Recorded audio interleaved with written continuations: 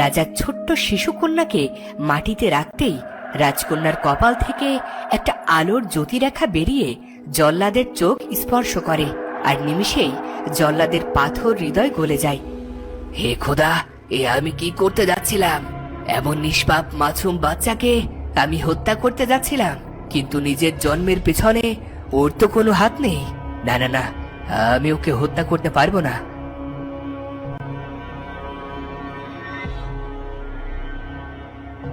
কিন্তু ওকে তো প্রাসাদে নেওয়াও যাবে না, এতে তো বাঁচবেই না। উল্টো রাজার আদেশ অমান্য করায় আমার ফাঁসি হয়ে যাবে।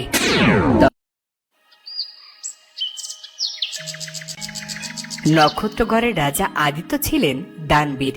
তার দরবার থেকে কেউ খালি হাতে ফিরত না। প্রজারা তাই ভালোবেসে আদিত্যকে দয়ার সাগর বলতো।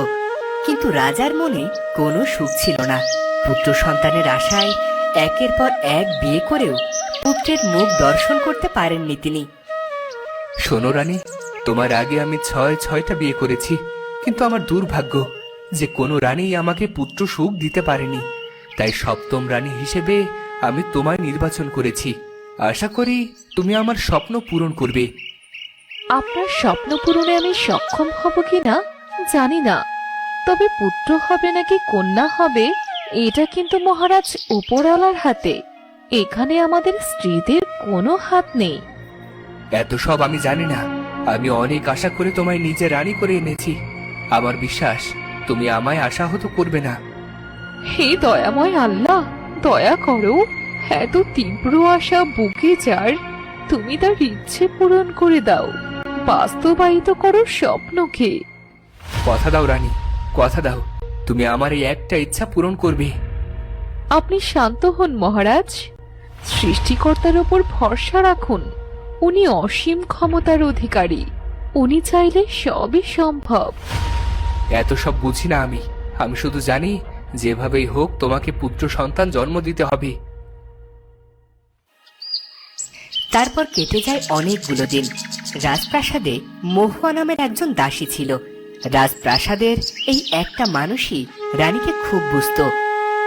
মহারানী, আপনি এখানে এই অসময়ে?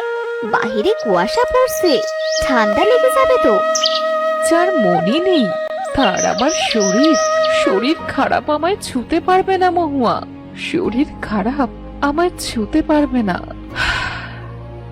মন নেই বলে কি শরীরের যত্ন নিতে নেই? চলুন, এখনই আমার সঙ্গে কক্ষে চলুন। জানিস তো মহুয়া, মহারাজের সেদিনকের কথা আজও আমার কানে তীক্ষ্ণ পলার মতো বাজে। বিবাহের প্রথম রাতে স্বামীর থেকে এরকম ব্যবহার পাবো কল্পনায়ও ভাবিনি, অথচ আগে কত স্বপ্ন দেখতাম। এইবার কিন্তু আমি খুব রাগ করব মহারানী। আপনি কক্ষে চলুন, ওখানে গিয়ে সব শুনবো। দিন যত যাচ্ছে চিন্তায় আমারও যে রাতের ঘুম হারাম হয়ে যাচ্ছে। আচ্ছা, বাকি সব রানীদের মতো মহারানীও যদি কন্যা সন্তানের জন্ম দেন, তাহলে কি ওদেরও হত্যার নির্দেশ দেবেন? না না, এমনটা কখনো না হোক। বাকি রানীদের মতো পরিণতি ওনার না হোক। এরপর কেটে যায় অনেকগুলো মাস।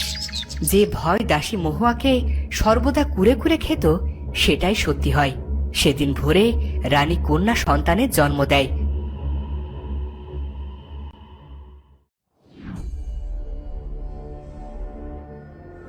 দাসী, কথা বলছো না কেন? কি সংবাদ এনেছো? বলো আমাকে, বলো বলছি। মহারাজ, রানীমা। হ্যাঁ বলো, রানীর কি হয়েছে? রানীমা এক কন্যা সন্তানের জন্ম দিয়েছেন। কি? রানী পুত্র সন্তান জন্ম দিতে ব্যর্থ হয়েছে? মহারাজ আপনি শান্ত হন, আমার কথা শুনুন। মহারানী যে কন্যার জন্ম দিয়েছেন, ও কোনো সাধারণ কন্যা নয়। প্রহরী, প্রহরী! আজ্ঞা করুন মহারাজ। এক্ষুনি রানী জ্যোৎস্নাকে কারাগারে নিক্ষেপ করো। কন্যা সন্তান জন্ম দেওয়ার অপরাধে ওকে কারাবাস দেওয়া হলো। রাজার হুকুমে রানী জ্যোৎস্নাকে টেনে হিসড়ে অন্ধকার কারাগারে নিক্ষেপ করা হয়। জল্লাদ, এই শিশুকন্যাকে নিয়ে মহল ত্যাগ করো। রাজপ্রাসাদ থেকে দূরে কোথাও নিয়ে গিয়ে হত্যা করো ওকে।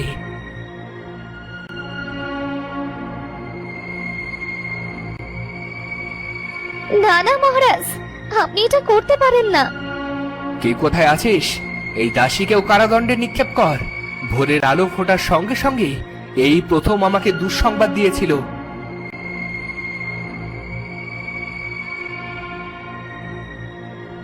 রাজার হুকুমে দাসীকেও কারাগারে নিক্ষেপ করা হয়। এদিকে দাসী সাপের মতো ফুঁসতে থাকে। মহারাজ, সে পাপ আজ আপনি করেছেন, তার কোনো ক্ষমা নেই। এই পাপের হিসেব আপনাকে কড়াই গন্ডায় দিতে হবে, দিতেই হবে। এদিকে জল্লাদ রাজকন্যাকে নিয়ে এক গহীন বনে হাজির হয়। ওখানে যেতেই এক আশ্চর্য ঘটনা ঘটে। রাজার ছোট্ট শিশুকন্যাকে মাটিতে রাখতেই রাজকন্যার কপাল থেকে একটা আলোর জ্যোতিরেখা বেরিয়ে জল্লাদের চোখ স্পর্শ করে, আর নিমিষেই জল্লাদের পাথর হৃদয় গলে যায়। হে খোদা, এ আমি কি করতে যাচ্ছিলাম? এমন নিষ্পাপ মাসুম বাচ্চাকে আমি হত্যা করতে যাচ্ছিলাম, কিন্তু নিজের জন্মের পেছনে ওর তো কোনো হাত নেই। না না না, আমি ওকে হত্যা করতে পারবো না।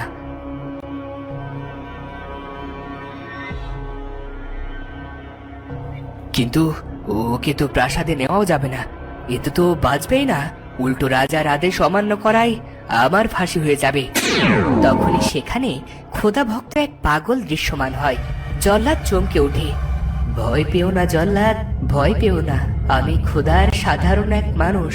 তুমি যখন এই কন্যাকে নিয়ে জঙ্গলে প্রবেশ করলে, তখন আমি পাশেই একটা গাছের নিচে বসে খোদার আরাধনা করছিলাম। তোমার দুশ্চিন্তা ভিত্তিহীন নয়।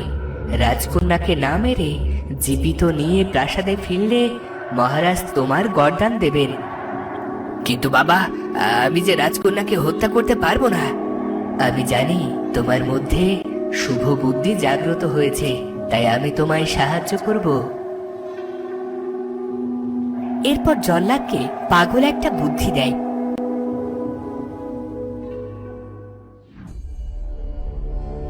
আর পাগলের সেই পরামর্শ অনুযায়ী জল্লাদ বন থেকে একটা হরিণ শিকার করে। তারপর হরিণের রক্ত রাজকন্যার কাপড়ে মাখিয়ে সেই কাপড় নিয়ে জল্লাদ রাজপ্রাসাদে ফিরে যায়।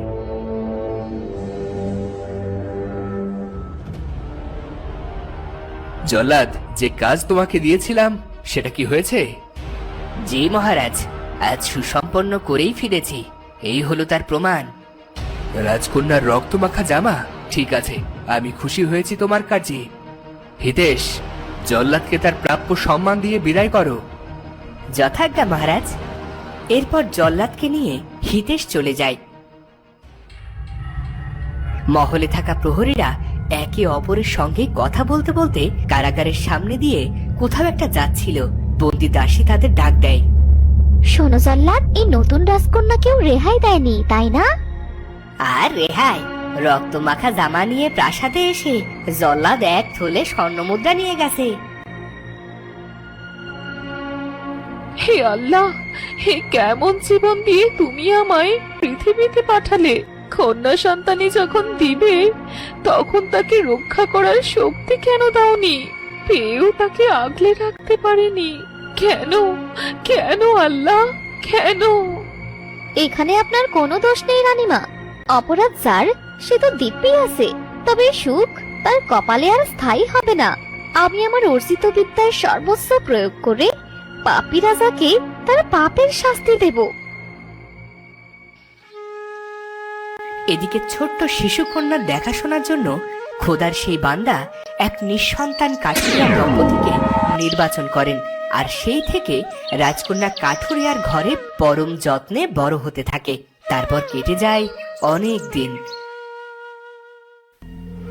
কারাগারের রানীর চিৎকার একসময় থেমে যায়। পাগলের মতো এক কোণে বসে থাকেন তিনি। এদিকে সামনের কারাগারে স্থির হয়ে বসে আছে কালো শক্তিতে পারদর্শী দাসী মহুয়া। এতদিনে সে নিজের শক্তি পুরোপুরি রপ্ত করে নিয়েছে। আর দেরি নেই রানীমা, আর দেরি নেই। আপনার চোখ থেকে নির্গত অশ্রু ফোঁটার হিসেব নেওয়ার সময় হয়ে এসেছে। বিচার হবে, কঠিন বিচার। ধ্বংস করে দেব, ধ্বংস করে দেব সব। সেই রাতে আকাশ জুড়ে কালো আধারে ছেয়ে যায়, চাঁদ মেঘে ঢেকে যায়। দাসী মহুয়া নিজের আর্জিত বিদ্যার সবটুকু প্রয়োগ করে। প্রবল বৃষ্টি শুরু হয়, আর সেই বৃষ্টি ছিল নুনের বৃষ্টি। সকালে ঘুম থেকে উঠে মানুষজন দেখে তাদের খাবার সব নুনের তেতো হয়ে গেছে এবং নষ্ট হয়ে গেছে। এ কি, এত রাতে খাবার সব তিতা হয়ে গেল? এখন ময়নার বাবা খেতে এলে ওর পাতে দেব কি? ওরে ময়নার মা, আর কত ঘরে থাকবে? বাইরে এসো, দেখো কি সর্বনাশ হয়ে গেছে। মাছের পুকুর নুন দিয়ে ভরে গেছে।